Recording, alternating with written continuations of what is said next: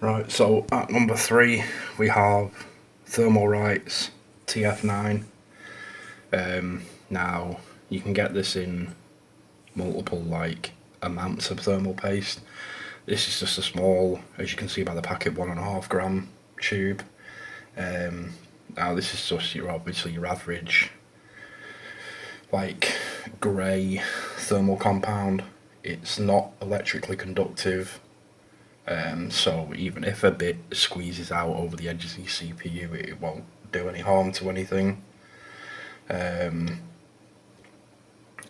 I like this one. I found out more about Thermalright's paste being good from buying obviously Thermalright coolers, and you have paste included with them.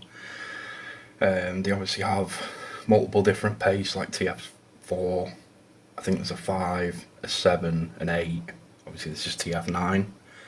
As you can see, it's just a small 1.5 gram syringe, if you want to call it a syringe, and you obviously get a little spreader. I don't use them, but I know some people do. And we'll move on to number 2. So for number 2 we have Cooler Master's Master Gel Pro V2. This is another grey thermal compound. This one also is not electrically conductive, so again won't harm your system if any squeezes out around the CPU.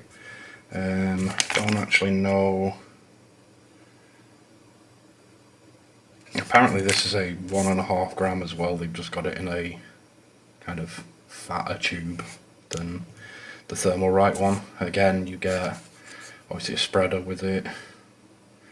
It's actually quite a nice little spreader actually. It's got an embossed Cooler Master, I don't know if you can see it. An embossed sort of Cooler Master logo. Like I said, I don't really use them though. Just a quick side note, we will have a video coming up where we sort of put all these thermal compounds under a heat load to compare them. So yeah, this is apparently a 1.5 milliliter. Don't know why they don't just do it in grams, but okay. Right, on to my number 1. And for our number 1 we have got Arctic MX4. Now I've used MX4 before, obviously I've also used MX6. I prefer MX4. Again, it's another, it's not electrically conductive again. This is a 4 gram tube, so it's a little sort of stubby one. And this can range from, this will work from temperatures from -50 up to 150 Celsius. Obviously if your PC's at 150 Celsius anyway, I'd be seriously worried. We do have one bonus thermal paste that I've picked up. I haven't tried it yet, which is the reason I got it, because I've never heard of the brand before either. So we will move on to that bonus one.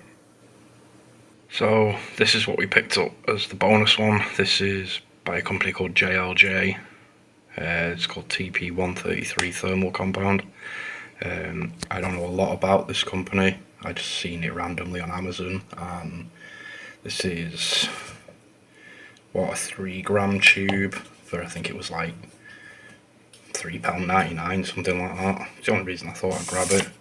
For some reason you get an application guide. I suppose people have never used it before. Obviously you pack it, you don't get a spreader in this one, but you do, actually you do get a spreader in this one, it's in here. But this one, you get this little bag, if I can open it one-handed, and in here you have a few things. So you've got, you do get a spreader, and then you get whatever, apparently it's another spreader. It's like a hard plastic, sort of a bit like a squeegee.